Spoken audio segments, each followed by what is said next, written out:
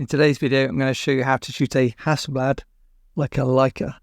Hey guys, Matt here from MrLeica.com. If you've seen this channel before, you know I love my Leica cameras, but also shoot with various film cameras. And of those, one of my favourites is Hasselblads. I often think of a Hasselblad as like a fat Leica. You've got the same beautiful build quality and simplicity as Leica cameras, except they just give you 6x6 negatives in the case of these particular cameras. Have you ever looked through a Hasselblad camera? If so, you may be able to relate to this video and some of the tips I'm going to share. The tips I'm going to share in this video relate to Hasselblad 500 series cameras and not the later Hasselblad 8 series cameras. These are really easy because they've got autofocus. So I'll move this one aside and we're going to focus on these two. Before getting my first Hasselblad camera, I already owned the Mamiya RZ67 Pro 2. I knew that if I looked through the viewfinder, it was very easy to focus and everything was good. I remember that new to me Hasselblad. I was very excited. I opened it all up, popped up the waist level viewfinder, ready to take a picture, and I'm like, I've got a faulty camera. I can't see anything sharp in the viewfinder when I was trying to take a picture. I was amazed, and it turns out Hasselblads are not the easiest camera to focus. So first I'm going to share 2 tips to make it easier to focus your Hasselblad camera if you're in the same boat. Tip number 1, upgrade your original focusing screen to a Acute Matte D screen, which are kind of brighter and clearer to see through, making it much easier to focus. On that point, bonus tip, if you love shooting rangefinder cameras, the same as me, when you get a Acute Matte D screen, get one that's got a split prism in the center, and then it's a bit like focusing with a rangefinder camera. Tip number 2 is get a prism finder to replace your waist level viewfinder. This makes it much easier to see than just using a waist level viewfinder on its own. Now, there are pros and cons of each setup, and it depends on what you photograph. If size and weight doesn't matter, and I'm photographing models, which is a lot of the time, I use a prism finder as much as possible because it's much easier to see. This is a 45 degree prism finder, and it's a non-meter prism finder. You can get finders with meters built in, which then gives you a light meter for, say, your older Hasselblad camera. If you shoot non-models, or if you want to travel lighter, waist level finders are better because they pack much smaller. It makes the camera a lighter setup, and it allows you to shoot from the hip. That's what we're going to come on to next. So if you've seen my videos before, you may remember me going to Vegas in my Leica Q3 video, Leica M11 video, and I think a Leica CL video. And within those videos, you may have remembered me also carrying a Hasselblad and Leica film cameras. My Vegas trip was going to be mostly non-model photography, so a mix of, say, travel photography, street photography, landscape photography. And so for that reason, I took the waist level viewfinder and a 65mm lens, 60mm or 65mm lens. I forget, I'll write it on the screen, which gives me a 35mm equivalent. I think if you're doing street photography and travel photography, a 35mm is a really nice width focal length. If you prefer 28, you'd use a 50mm lens on Hasselblad. That's the kind of full frame equivalent. So there I was, zoom focusing my Barnett camera, super quick, doing street pictures in maybe not the best parts of Vegas. The Barnett camera's got no viewfinder, no rangefinder. So I just zone focus everything, and it's just so easy. I absolutely love it.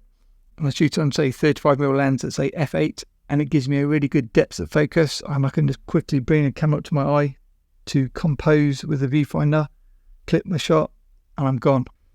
When it comes to using a Hasselblad, I'll be there for ages, precision focusing. Is the car in focus or is the car not in focus? And then here's the caveat.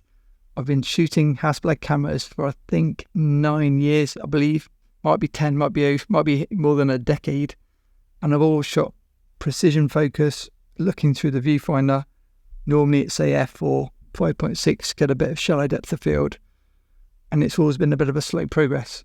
And so when I saw people like Grainy Days, a fellow YouTuber that shoots a lot of film, using, say, Hasselblads, or any other YouTuber using Hasselblads, sometimes you'll see people shooting from the hip like this and looking down, and I'm like, how the heck can they see to focus? Because I need to use the magnifier, and I've got it right into my face like this so I can see to focus. And then there I was in Vegas in the street, I think taking a picture of a pink Cadillac or something, and I'm like, why don't I just zone focus the Hasselblad? And from that moment, I've never looked back, and it's totally transformed the ease of use when it comes to shooting with a Hasselblad. So now for all non-model photography, I shoot zone focus, assuming there's enough light. And it's just so easy and so rewarding. That allows you to shoot from the hip, which means stepping away or like having more distance from your composition, I think allows you to critically compose better than when your face is like right in the picture. It'd be like shooting, say, large format and having the loop and then taking the loop off and standing back and seeing the full picture. You can kind of decide if the composition is right or not. I can't believe it took me nearly 10 years to work this out. If you've never zone focused a Hasselblad, I highly, highly recommend it.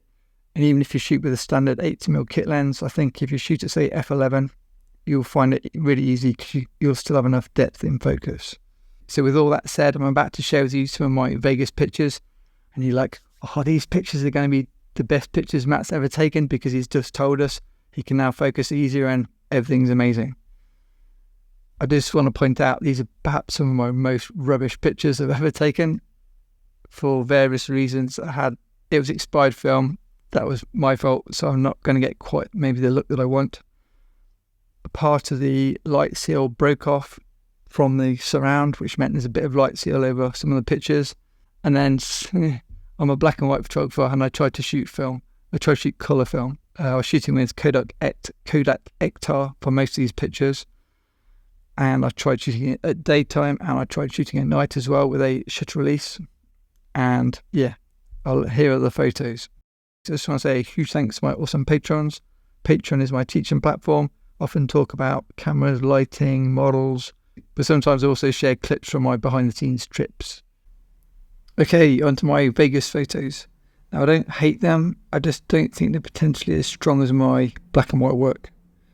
As you can see, I'm just shooting bits and bobs as whatever catches my eye as I'm walking the back streets. The colours vary depending on how I scan them. They're all scanned with the Epson V800 scanner, lab developed, C41 lab developed. The film expiry date varied, so you do get a varying look in kind of colours and things from each photo. Here's me shooting at night. For some shots like that one, it was handheld, and for this next few, they're shot on a mini tripod with a little cable release like that. I just found a rock to lean on. This was kind of my first attempt.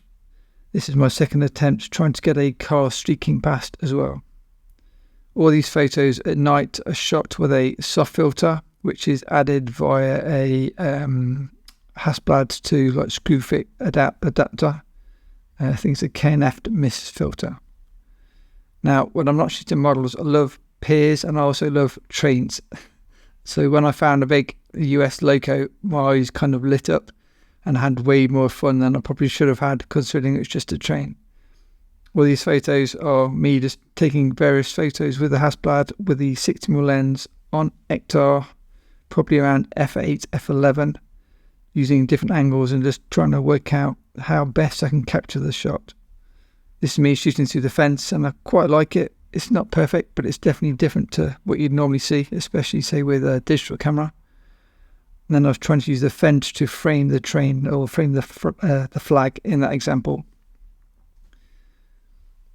This time I wanted to also use the trolley and try to be arty and use a trolley in my photograph and colour match the rubbish, probably McDonald's litter, with the train colours. I felt I was trying to be good and stay behind the fence, but eventually I got a bit more daring and went through the fence to take a few pictures. I just love the yellow train against the blue sky, and then the red flag on the side, or red and white, like American flag. Yeah, it really caught my eye. I'm going to state the obvious, but you can zone focus with any medium format camera or 35mm. I will link my medium format camera reviews here next.